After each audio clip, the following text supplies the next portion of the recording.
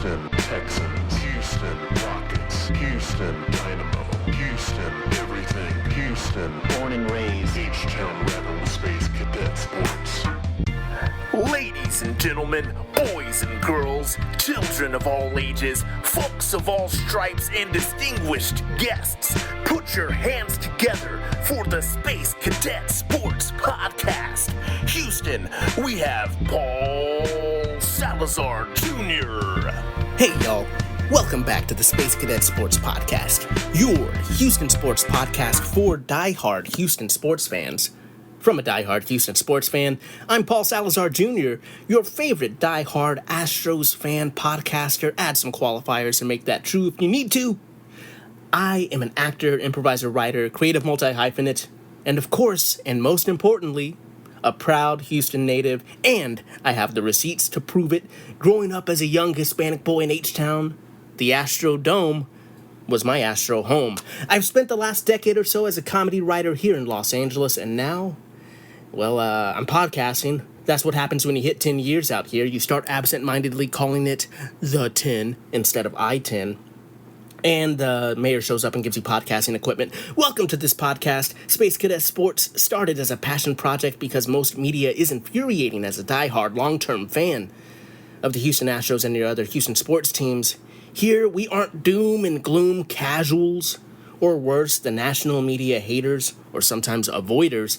We love our teams and want to root them on, but also try to discuss the ins and outs of them without too much homerism. The key word here, of course, is try.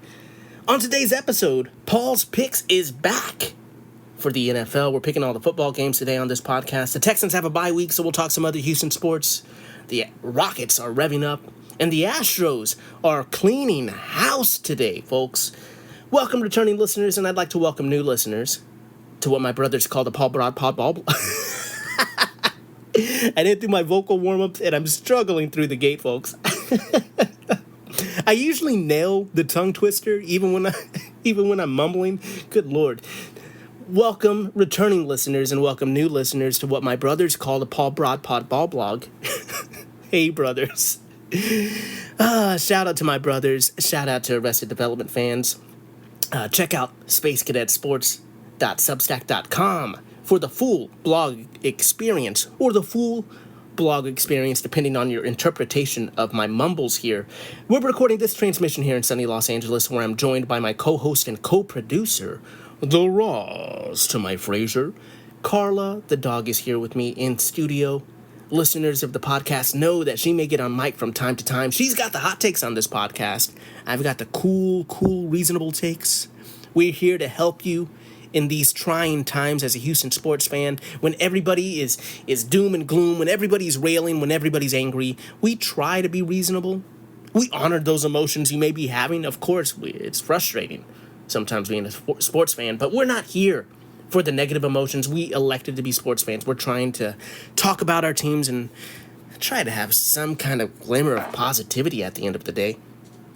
Folks, I'd like to wish a good day, mates, to all my listeners out there, and let's get to it. While we are talking about Paul's Picks today, the A block should definitely belong to the A team. The team that's number one in my heart's the Houston Astros, of course. Folks, if you have not been following the news today for your Houston Astros, and I get it, some of you might not. Baseball season's over in H-Town, and it's weird. We don't know what to do with ourselves. It's not normal. We don't know how to navigate this crazy, cruel world where the Astros are not in the playoffs here. But if you haven't been paying attention, today the Astros have dropped a lot of bombshells. They have a lot of news. It is not a slow news day for Astros fans because they have fired Alex Cintron. And those of you who you get your sports. I'm sure you get all kinds of Astros news everywhere. If you're on X, if you're one of the X boys railing against the machine, I haven't been on X in years. It's a cesspool. But if you, I get it. There's plenty of good people still on there, and there's lots of sports news on there. I understand. I'm all over social media. I had to take some things off of my plate, and so I'm not on there. But if you're on there, there's all kinds of anger and hate. Alex Cintron has been a prominent figure in the discussions and comments of Astros fans online, whether it's the X-Boys or whether it's the sports AM radio boomers that I guess sometimes communicate on Facebook. Or if you're like me, progressive on Blue Sky, arguing with people about Alex Cintron. No matter where you go, Alex Cintron has been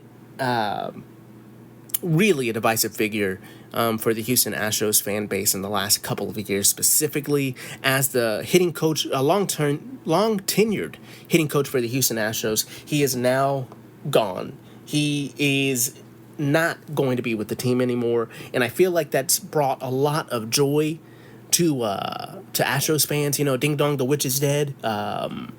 Nobody mourns the wicked.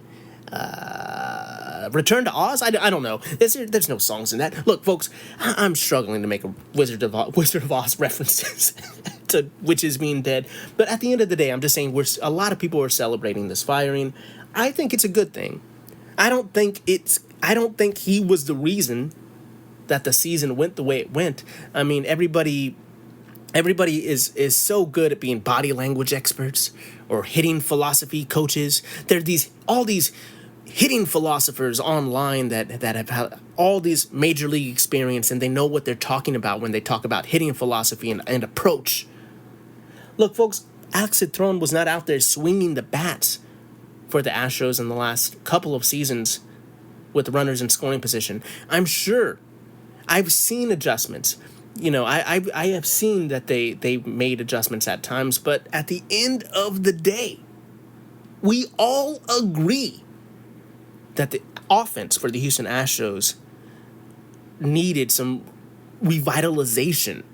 It was a struggle to see the Astros just need one more hit with runners in scoring position to make it to the postseason. Because that's really what it was this season. It really was. We were one hit away. All we needed was one more win. It hurts when it goes down to that. So, I get it. I'm not going to sit here and say I'm an Alex Cintron fan and I think he should still be with the Astros. I just think that maybe he isn't the biggest reason. Maybe he isn't the scapegoat that everybody makes him out to be. But we'll get to more on that later, because that is just the biggest news. But there are plenty more people to talk about as the Astros are handing out pink slips, including Troy Snitker. Troy Snitker was the other hitting coach for the Houston Astros the last couple of seasons. Most likely, he's got some MLB pedigree. I'm sure he'll land somewhere soon. But he also is gone. So just cleaning house for the hitting coaches. Once again, like I said, understandable. I'm not going to sit here and say that the Astros are back because of this, but I also love to see it. I think that they needed to make some moves. I said, for those of you listening after the end of the season, I said that I thought that the two main things that they're probably going to look at in terms of moving on from people would be the hitting coaching staff and the athletic training staff. And Jeremiah Randall, the head athletic trainer, was also sent packing. And we get it too. And this is another thing. Look, I have said on this podcast, and I maintain it, medical stuff is tough. If you have ever had a sports injury or trying to rehab it to get back on a team, you know that there are all kinds of things that could hinder you from making a full on target, on pace rehab. So I get that there's been frustrations this past couple of seasons for so many players getting injured and so many of them struggling to get kind of on a quick path to recovery. And then if they are on a quick path to recovery, we're kind of worried that they came back too quick. It's kind of like the fans can have their cake and eat it too. If the medical staff brings them back too quickly, It's like you brought him back too quickly. You're doing your job wrong. Obviously, this player needs more time on the IL. And then players that have a lot of time on the IL, fans are saying, well, the athletic training staff is garbage. They're trash. They can't get this player back from injury quickly. So, I at the end of the day, I think a lot of this anger is just, it's a little, I wouldn't say short-sighted, but it just, it makes you think that these athletic trainers, this training staff are gods and miracle workers, and they just wave a little magic wand over somebody and they're like, ta-da, you're fixed. So, I don't think that's the case. However, at the end of the day, this team has been hobbled with injuries. This past couple seasons have been terrible for the pitching staff. It's been terrible for players. And part of the athletic training staff is to train the athletes to help prevent injury. Obviously, I'm not putting all of the blame on Jeremiah Randall, but nor am I giving him a big out where it's like, well, the Astros messed up by moving on. Obviously, I felt like if anybody was going to get sent packing, the odds were that the athletic training staff was going to lose some key members based off of how many injuries the Astros have had to deal with this past season. So those three names, obviously, not a big surprise. Not that I was calling for them or that I said these three people would be gone. It's just not that big of a surprise for me. But at the same time, it doesn't move the meter so much where I'm like, okay, everything's better.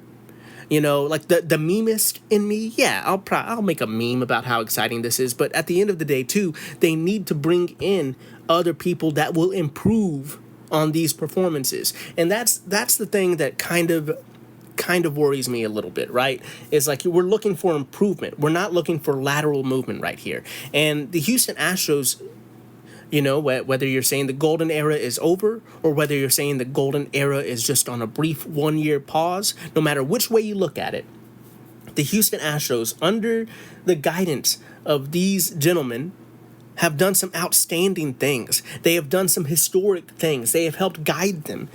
But it's time to move on. It just was not the result that we needed. It was not the result that we wanted. It's time for the team to move on, and I completely support that. I am just saying I'm hoping that we bring in some great candidates. I'm hoping that whoever comes in is able to figure out what needs to be maintained to keep the system going and what needs to be definitely changed in order to get some progress going in the right direction here, folks. Now, folks, we're not even done talking about the firings, but I have to take a quick break, and we'll be right back to talk more Astros firings right after this. Houston Astros, Houston Texans, Houston Rockets, Houston Dynamo, Houston everything, Houston born and raised, H-Town Rebel Space Cadet Sports. And we're back. Welcome back to the Space Cadet Sports Podcast.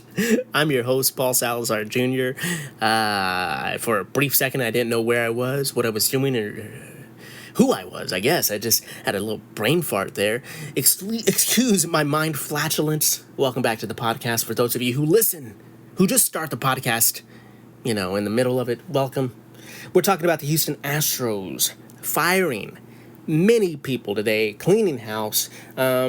We're talking about now Andrew Ball, and I know that for a lot of you, you probably don't know these names. Jeremiah Randall is a name that was thrown around a little bit, but it's not like it was at the top of my list. It's not like I have a dartboard with Jeremiah Randall on it, So Andrew Ball, for those of you who don't know, was I should say the assistant GM. He is no longer assisting Dana Brown. They moved on from him, as well as Michael Collins, who was a major league coach, which, that's definitely a very broad title. So he was a coach for the Astros, obviously, on the major level, and he worked with the catchers, and he is out of a job. I don't really know what his primary responsibilities are or were, but the man, the heads needed to roll. You can see, right? Dana Brown, GM Dana Brown and Joe Espada were announced to retain their jobs. So, for those of you who, when you're scraping your scapegoats, you have Dana Brown and Joe Espada at the top of your list. I do think you're a little maybe misguided, but I do want to let you know that they are not losing their jobs, that they will be back. However, I mean, look, they were saying, I believe it was Chandler Rome. I apologize if I'm misquoting, not even quoting, if I'm giving credit to the wrong Astros reporter, but one of the Astros reporters were saying that basically every single person in the organization was going to get an evaluation, and good. After a disappointing season like this, we need to evaluate these people and see where improvement can be made. And I don't say this, flippantly. These are real people losing their jobs, and you don't want to be too calloused about that, obviously. But when the organization didn't meet their mark, no matter where you work, there is going to be evaluations, and it looks like Dana Brown and Joe Espada got a clean bill of health from Jim Crane. But if your assistant GM is also getting the axe, it looks like there might be a lot of people that might, be looking at their LinkedIn profiles if the Astros keep going the way that they've been going today. Let's talk a little bit about Jim Crane before we stop talking about the Astros.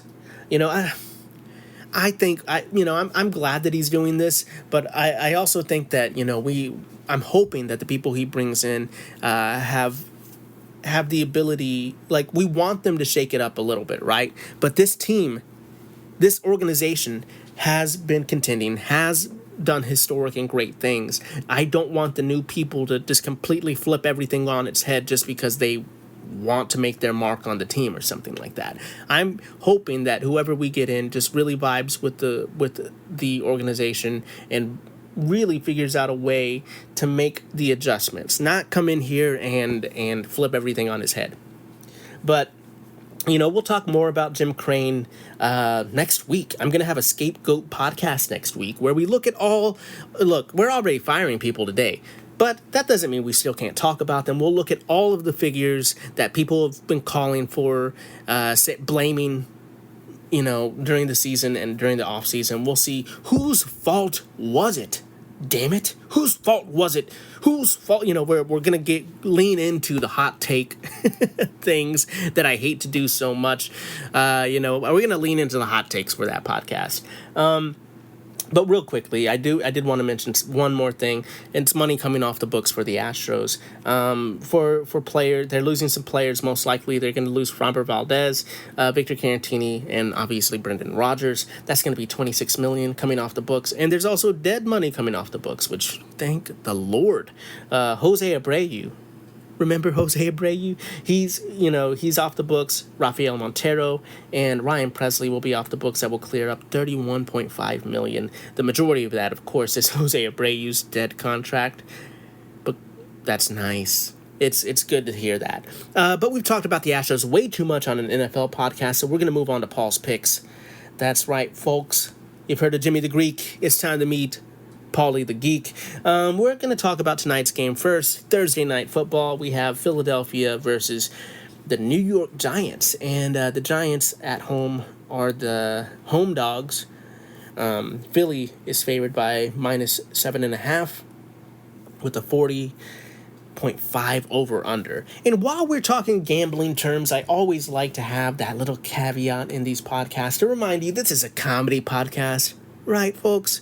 I'm not here to giving you advice even for your pick'em leagues. So don't gamble on anything I say. We're having fun. We're picking games and we're seeing how well I can do at the end of the season with my picks. So with that being said, let's make our picks, and these for sure are all going to be winners. So the first game, obviously, this is not a thinking man's pick. Anybody would pick Philadelphia in this game. Sorry, not sorry, New York Giants fans. Sadly, it's been tough for New York recently. The Yankees were eliminated from the playoffs. The Yankees lose. You love to see it, especially after all of the people, media figures they've been surrounding themselves with the last couple of months. It's good to see that that team go down for multiple reasons, but you love to see that. Sorry, not sorry, New York. We're going Philly, and we're moving on to Sunday's games. The first game, make sure you set your picks early. Make sure you set that fantasy lineup early. We have another London game going down to foggy London town, as Andy Samberg would say. We have Denver at the New York Jets. The Jets, once again, we have home dogs here for a New York team.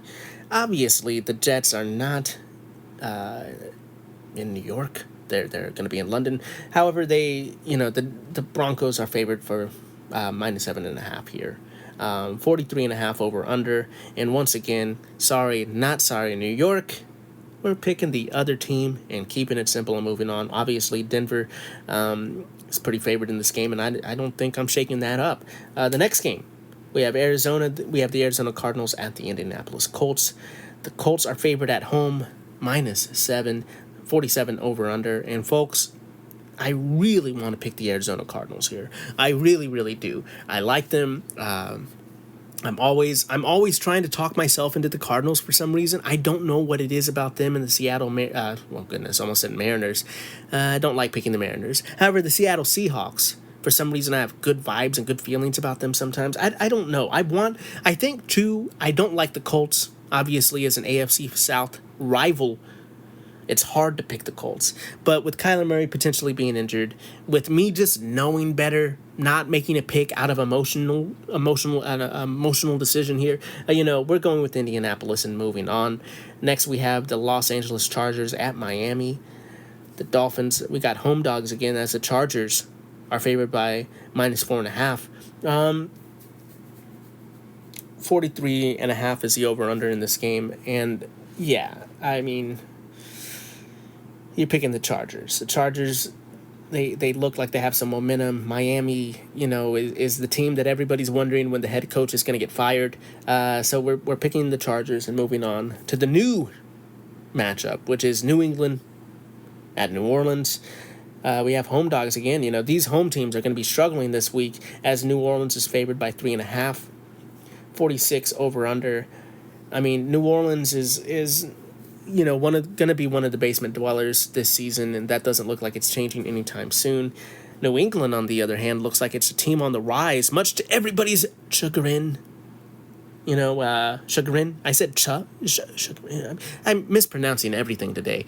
But that's what you expect when you come to this podcast. You expect me to mumble my way through my half thoughts. We're picking New England.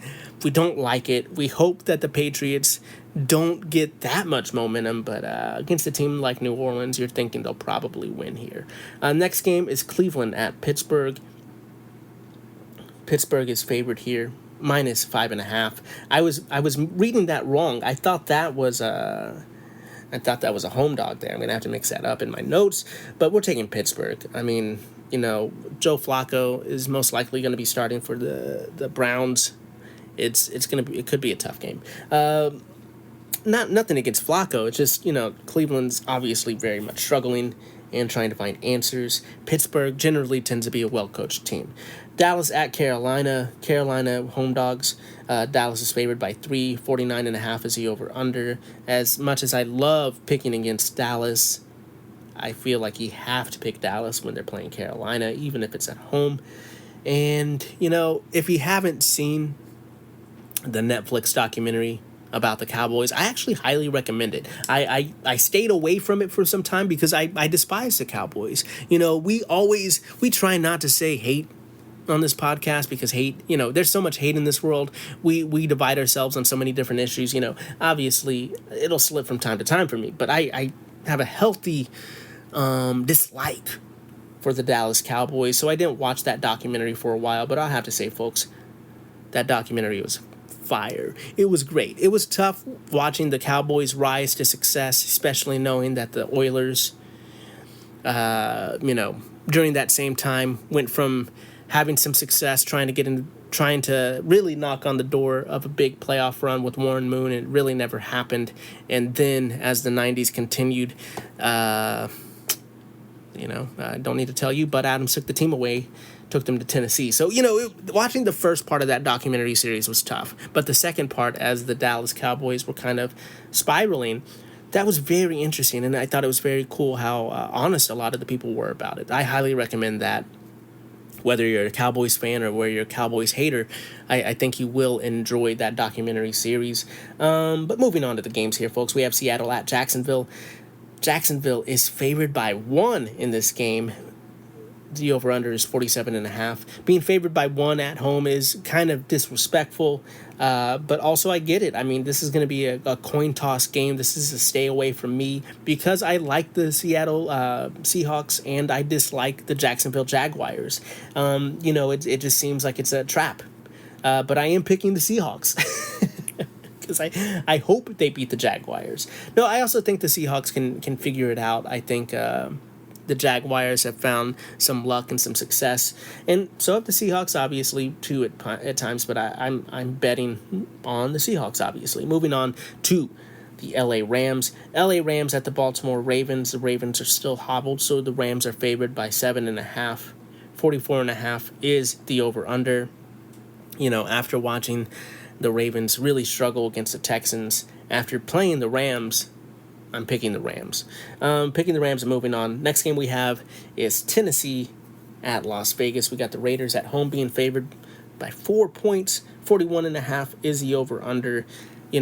I think the Raiders are slightly better than the Titans, and it is probably around this type of spread that I would give them, even at home. But I'm tentatively picking the Raiders, and honestly not thinking about it much more because I could see me waffling back and forth on this one, but we're going with the Raiders and moving on to the Cincinnati at Green Bay game, where Green Bay is favored by 14. Yowza. I mean, that's a line right there. The over-under is 44.5, and you got to go with Green Bay here. I mean, Cincinnati is really struggling. In fact, I'm now looking it up. I'm now pretty sure I made a huge mistake. But yeah, I think the Flacco was traded from the Browns to the Bengals. Look, forgive me. I still pick the Steelers. All of that remains. Cleveland struggling for quarterbacks. Cincinnati struggling for quarterbacks. This trade, while this trade's a little silly, I do think you still pick the Packers. You don't overthink that one. Favored by 14. Good Lord. That's Paul's pick of the week. I'll let you know right now. Moving on, San Francisco at Tampa Bay. Tampa Bay is favored at home by 3. The over-under is 47.5. And I'm going with the dog here. We're going with San Francisco. I've liked what I've seen out of them. They seem like they're really competing. Tampa Bay has a good offense. Tampa Bay will be at home, but I have a vibe. I have a feeling. Call me the Beatles because I have a feeling. But we're going to move on to the Detroit at Kansas City. Kansas City is favored 2.5. The over-under on this one pretty big. We got 53. That's the winner of the week right there, that over-under. Going to be a high-scoring game potentially in this. And while Kansas City is favored, I'm picking Detroit, folks. I feel like this is a turnaround game, or not a turnaround, but this is just a prove-it game for Detroit. I feel like sometimes Kansas City struggles in these regular season matchups. I'm going with the fire. I think the fire is going to be lit under the Lions. We shall see, though. Moving on to the Monday night games, we have Buffalo at Atlanta. Atlanta is a home dog, with Buffalo being favored by 4.5. 50 is the over-under here. And sorry, Atlanta fans, I don't think the Falcons can take Buffalo. We're going with Buffalo in this one. It wasn't that long ago where I thought Buffalo and Baltimore were the tops of the pops there, but they both have lost some luster, but we're still going with Buffalo. The other Monday night game in this doubleheader is Chicago at Washington, where Washington is favored at home by 4.5. Once again, we have a 50 over under is what I'm trying to say. Obviously, my new neighbor is a Chicago fan. So I hope he isn't listening right now as I pick the Commanders. and move on. Folks, we have a little bit more to talk about. I should have taken a break in there, but it's like we just got to power through. We're so close, and I don't have that much else to talk about. Obviously, we're gonna check in with my fantasy team. Last week I lost another week, folks, and it felt terrible in my fantasy league. I'm now struggling officially, and in my picks last week, goodness gracious, it was a tough week for me. I'm trying to pull it up here already, but it doesn't want to work. My picks don't want to work with me. There we go. Now my phone is working. Last week I was 6-8. Good Lord, it was a tough one. Obviously, starting with Thursday, San Francisco beating LA. They're just Miami beating Carolina, Philly beating Carolina beating Miami, Denver beating Philly, the Titans winning one in Arizona, Tampa Bay beating Seattle, Washington beating the Chargers, New England beating Buffalo, and even Jacksonville beating Kansas City. It was a tough week for your boy. It was a tough week for a lot of people because in my pool, I think the best person last week got 7 wins. Goodness gracious. Let me know what happened in your pool because our pick'em pool was tough last week. And before we wrap up the podcast, the Rockets preseason is going strong so far, winning both of their preseason games so far. We got to see KD on the court against the Utah Jazz. He's already looking great as a Rocket as he's trash-talking the Utah Jazz out there. You love to see it. It's been a tough season so far for Houston sports fans, a tough calendar year. We're hoping that the Rockets can help change this and turn things around. It's okay, Carla. Oh, I don't know what she got bothered by. She's just agreeing that it's been a tough year. Folks, with that being said, that's going to do it for this transmission, Space Cadets. Thank you so much for listening to the podcast. Please like, rate, review, subscribe, share, bop it, kick it, skip it. Smash all of those buttons for me. We are a small podcast and only go as far as our listenership takes us. We are supported by listeners like you. So please share with a Houston fan or Australian in your life and give us a 5-star rating wherever you listen. That is as good as gold. Please give us those 5 stars. And look, I'll be honest with you. If I haven't deserved your 5 stars yet, hold off on the rating. Send me an email. Let me know what you think. I'll make some improvements. Reach out on social media. Let me know what I can do to deserve those 5 stars at Space Cadet Sports. At Space Cadet Sports Podcast.bsky.social, or you can call in. Let me know your take. Let me know why I only got 4 stars from you. No, please. Let me know any of your takes at SpeakPipe. That's speakpipe.com/Space Cadet Sports, or you could reach out on Substack, spacecadetsports.substack.com, where you can let me know, send me messages, leave comments on things. You could also subscribe to support. You get every podcast, every meme dump, every article for free. I don't have much behind a paywall right now because I want to share this with you.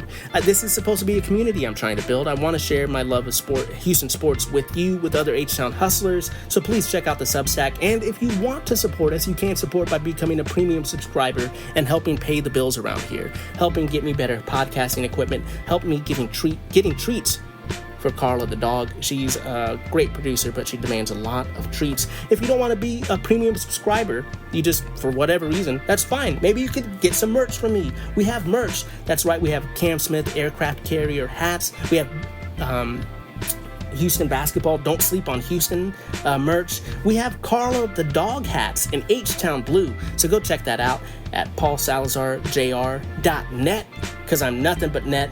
And if you like me, you've gotten this far in the podcast, you like my weird jokes, you can find me making even weirder jokes on my website or on social media at paulsalazarjr. Check out my website, paulsalazarjr.net. You can find my other Substack and all my other nonsense if you nasty. Thanks so much for listening. Remember to be the best that you can be. Keep your head up, kid. And as always, vamos Houston.